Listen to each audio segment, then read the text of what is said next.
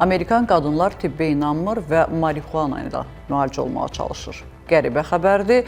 Ümid edirəm ki, bir müddət sonra bunun yanlış olduğunu dərk edəcəklər. Bu və digər maraqlı xəbərləri izləmək üçün isə bizə sona qədər baxın. Saf televiziyasında tibb xəbərlərinin vaxtıdır. Studiyada Günel İbadovadır. Maraqlı bir araşdırma yayılıb. Sən demə, Amerikalı xanımlar artıq tibbi müalicədən heç bir nəticə almadıqları üçün müxtəlif narkotik vasitələrə əl atırlar və bunun kifayət qədər təsirli olduğunu deyirlər. Hansı xəstəliklərdə, niyə, nə vaxta qədər davam etmə ehtimalı var? Sualların cavabı xəbərdə olacaq. Xanımlar narkotiklə müalicə olunur. Son illərdə qadınlar arasında tibbi məqsədlə marixuana istifadəsinin artması diqqət çəkib. Yeni Weed sənədli filmində qeyd olunur ki, ənənəvi tibbi müalicə üsullarından nəticə ala bilməyən bir çox qadın çıxış yolunu məhz marixuanada görür. Xərçəng müalicəsinin yan təsirləri, endometrioz, menopauza və xroniki ağrılar kimi problemlərlə üzləşən qadınlar bu vasitənin simptomları yüngülləşdirdiyini bildirib. Mütəxəssislər hesab edir ki, bu tendensiya qadın sağlamlığı problemlərinin uzun illər yetərincə araşdırılmaması ilə bağlıdır. Klinik tədqiqatlarda qadınların az təmsil olunması müalicə boşluqları yaradıb. Bu səbəbdən bir çoxu alternativ yollar axtarmağa başlayıb. Araşdırmalar göstərir ki, xüsusilə orta və yaşlı qadınlar arasında marixuana istifadəsi artır. Bununla yanaşı alimlər onun tibbi potensialını araşdırmağa davam edir. Əlavə olaraq ekspertlər marixuananın universal müalicə olmadığını, istifadənin həkim nəzarəti ilə aparılmasının vacibliyini vurğulayır.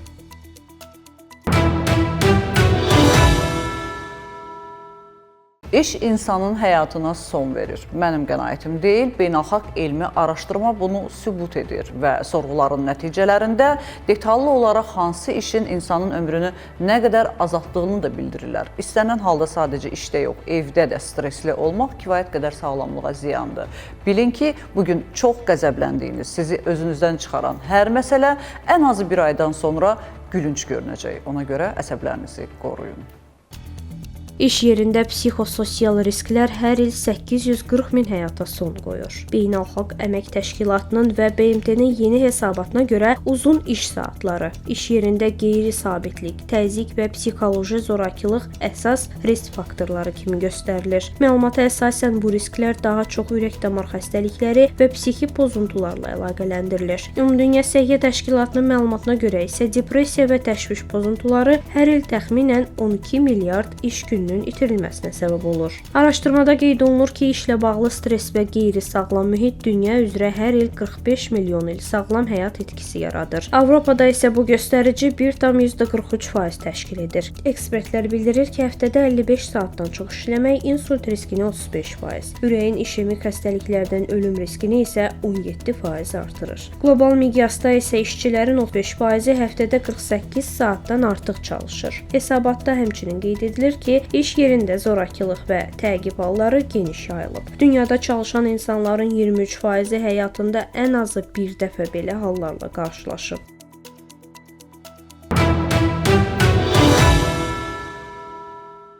Yüz milyonlarla uşağa peyvənd vurulub. Bu barədə rəsmi açıqlamanı Ümumdünya Səhiyyə Təşkilatı verib. Təşkilatın bildirdiyinə görə bu peyvəndlər müəyyən xəstəliklərə qarşı əvvəlcədən profilaktik tədbirlərlə işlədilir. Detalları izləyək.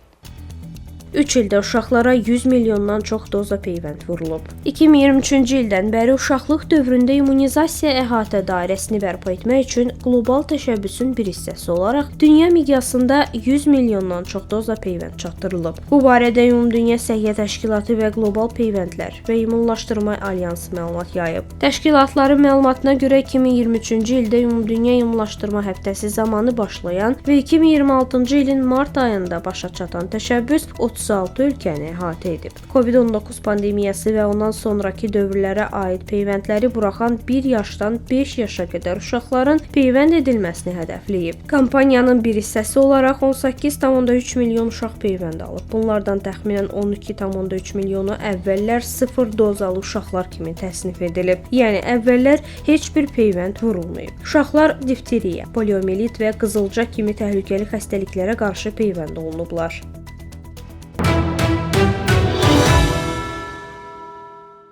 Təsəvvür edin ki, hansısa xəstəxanaya gedib müalicə almısınız və bütün analizləriniz, şəxsi məxfi məlumatlarınız orada var. Birdən-birə hansısa məşhur beynəlxalq saytda bu məlumatları görürsünüz. Nə hiss keçirdərsiniz? Bəli, bu beynəlxalq tibbi skandal Böyük Britaniyada yaşanıb. Detalları Kəmal Osmanova deyəcək.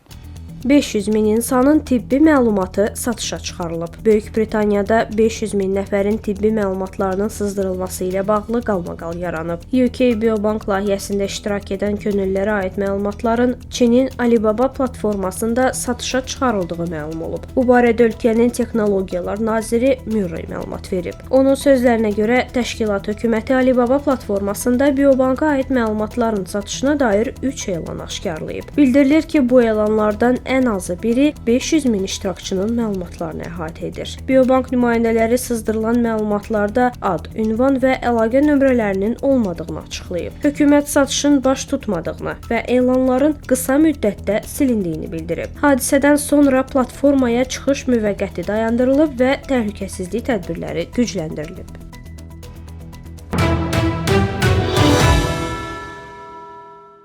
Nəyə görə uşaqlıqda bütün informasiya yaddaşımızda daha tez və daha yaxşı qalır? Bunu alimlər araşdırıb və nəticə etibarilə elə bir qurğu hazırlayıblar ki, onun vasitəsilə artıq dil öyrənmək də asan olacaq, müxtəlif bilgilər də kifayət qədər asanlıqla şuurumuza, yaddaşımıza həkk olacaq. Maraqlı, innovativ texnoloji xəbərdir. Baxaq. Unutmur və daha az enerji sərf edir. Alimlər süni intellekt sahəsində yeni yanaşma təqdim edib. Yeni alqoritm insan beyninin erkən inkişaf prinsiplərini təqlid edərək daha səmərəli öyrənmə imkanı yaradır. Spike neyron şəbəkələrinin təlimində tətbiq olunan bu metod həm enerji sərfiyyatını, həm də hesablama yükünün əhəmiyyətli dərəcədə azaldır. Tədqiqatçıların sözlərinə görə yanaşmanın əsas fərqi əlaqələrin sayını artırmaq deyil, onların daha ağıllı şəkildə idarə olunmasıdır. Sistem əvvəlcə çoxsaylı neyronları yaradır, zaman keçdikcə bu əlaqələrin bir hissəsi aradan qaldırılır. Bunun əvəzinə daha vacib hesab olunan uzaq bağlantılar gücləndirilir. Bu proses insan beynində uşaqlıq dövründə baş verən sinaptik budama, yəni beynin istifadə olunmayan mexanizminə bənzəyir. Beləliklə, model həm artıq məlumat yükündən xilas olur, həm də daha vacib informasiyanı saxlaya bilir.